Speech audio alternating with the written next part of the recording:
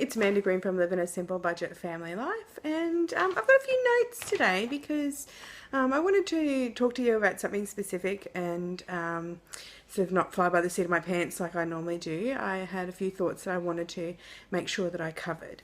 So what I'm going to be talking to you today is about breaking bad financial habits. Now, I'm a doozy at this one. I've been in and out of debt, pretty much my whole adult life, got a credit card, got into trouble, had to get a loan to pay it off, those sorts of things. So I've got some experience on bad financial habits and just sort of wanted to talk to you about it. So the first thing I think that's really important is that you need to reflect, obviously, on your habits and work out where the bad financial choices, stem from, where they come from, how they exist, and, just sort of tackle them and try to sort of break free from those habits. So I'm going to talk about my own particular situation. So hopefully using that example will give you an indicator of sort of what I'm trying to mean, or what I mean when I say these things. So first step, I think, really important is thinking about your history when it comes to bad financial habits. So there's a couple of things that I think about when I think about my, my financial history. And apologies if I've got to stop the video. Cohen's in here. I'm in his room, so he's crawling around all over the floor. Okay, so in particular, my relationship with money, like I was saying to you, has not ever been really good. Like I've been in and out of debt, taking out loans, credit card debt, those sorts of things. So paycheck to paycheck kind of living has pretty much been my whole adult life. I've never really been a good saver. As soon as the money comes into my wallet, it pretty much goes straight back out again. It's only recently, since I discovered sort of like zero-based budgeting, that I have actually, excuse me, established a little bit of an emergency fund and tried to start saving. So that for me is key, is just thinking about your financial history and just pinpointing the things that you did do wrong. So yeah, my relationship with money has not been good in the past. So that's paycheck to paycheck living, living beyond my means is another big one. So not only did I get credit cards and get myself into a bit of strife, just buying unnecessary things, the newest, latest designer outfit and blah blah blah blah blah, and having to get loans to pay them off. Not only did I do that and live paycheck to paycheck, I lived on my means. I was working in the hospitality industry earlier on in my life and, going out drinking, spending money that obviously I didn't have to spend.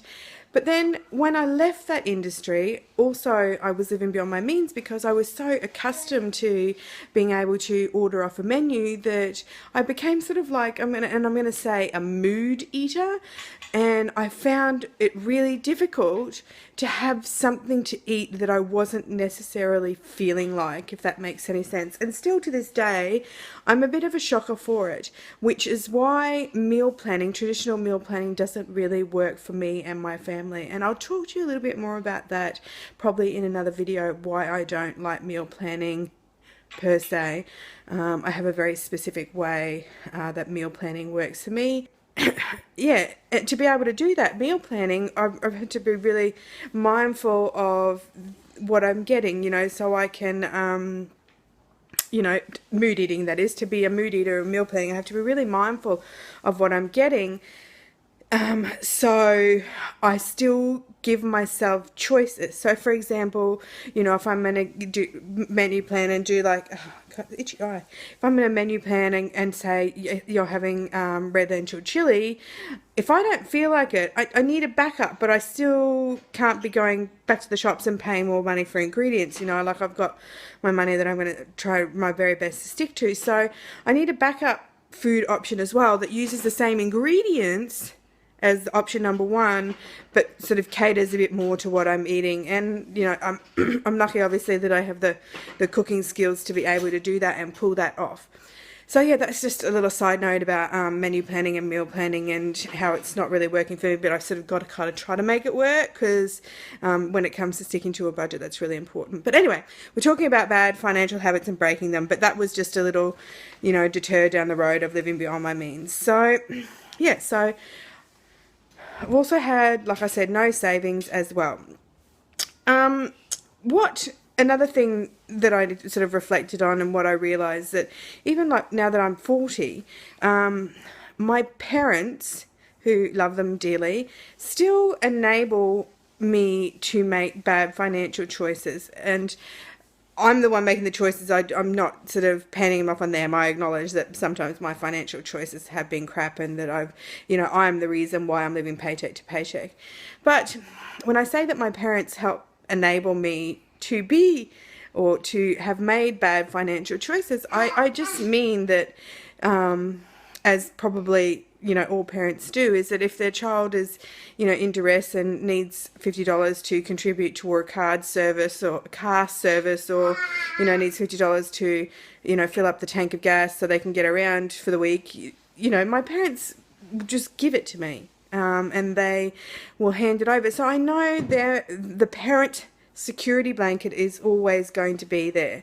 So even though like you're going down the road of independence and you want to be doing things your way, and that security blanket is a thought that can mess with your head and your planning, and it gives you a buffer that you don't necessarily need, especially if you do want to be standing on your own 2 feet.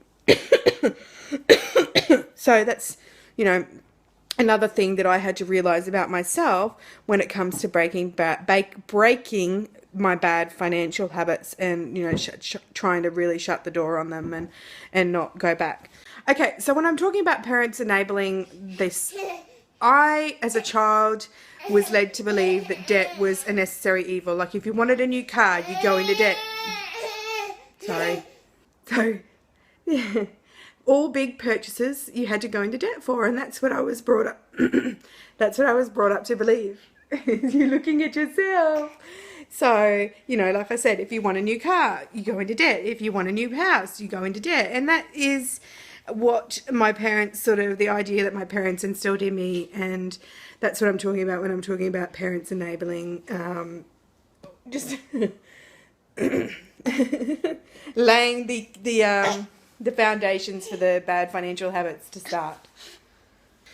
So, in order to do this, obviously, you need to sort of set yourself up for success. And for me, the biggest downfall within our family's budget obviously was the food thing. We were spending way too much money on food.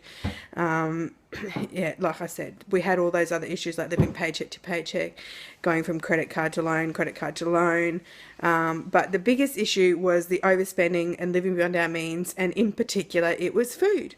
So to set myself up for success, I had to think outside the little box a little bit and work out how to plan for my mood eating so I can stay within my budget, if that makes any sense. And another really good thing that happened is we were introduced to the Easy Bill Pay system, which is like an online cash envelope system. And I will link the video that I did on that one below, just showing you the Easy Bill Pay system. But yeah, so they're the things that we've done to try to break bad financial habits.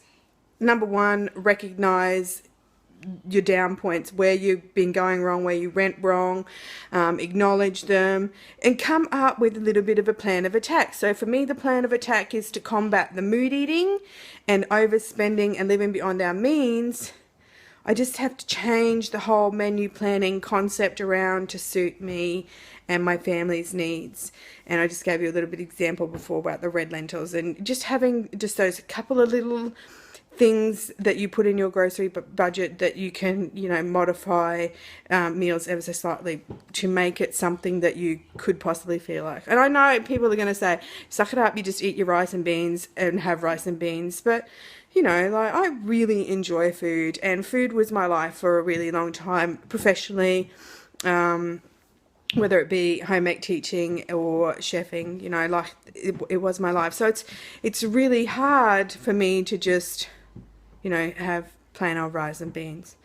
So, yeah, so that's what I've had to do. I've had to acknowledge the issues. I've had to come up with solutions specific to my situation, the mood eating, the living beyond our means, and realize that that little security blanket in the back of your heads that is your parents is not necessarily a good thing. You know, you can't rely on that. You really need to stand on your own 2 feet and do your own thing. So, yeah, and introducing to the easy bill pay, that was another thing as well. So those are the things that we have sort of implemented and done to try to break our bad financial habits. So number 1, acknowledge all the crap that you're doing. Number 2, try your very best to implement things to change that. And yeah, for us, like I said, it was the easy bill pay and the living within our means. So yeah, I hope I've given you some food for thought and something to think about. I will probably do a little bit of another video maybe on the menu planning at a later date, and just talking about menu planning for for mood eating. So plan to change it up a little bit and to be able to do that. So yeah, and I guess the key on that one is having a reasonably well-stocked pantry with, you know, stuff that you can stuff that you can change things up with as well. Hello, are you got something to say? Okay, well, thank you so much for listening, and I hope this video made sense. I hope I didn't ramble too much. I felt like I went off on a little bit of a tangent there, and yeah, I don't know. My head's just a bit weird, crazy. So yeah, cheers for watching. Please subscribe and join the Green family in our simple budget family life. That's Cohen. He wants me to go. Bye. Okay, so I'm sitting by my car. I've just filmed the video, and I've also just driven into town to pick up the big kids from school.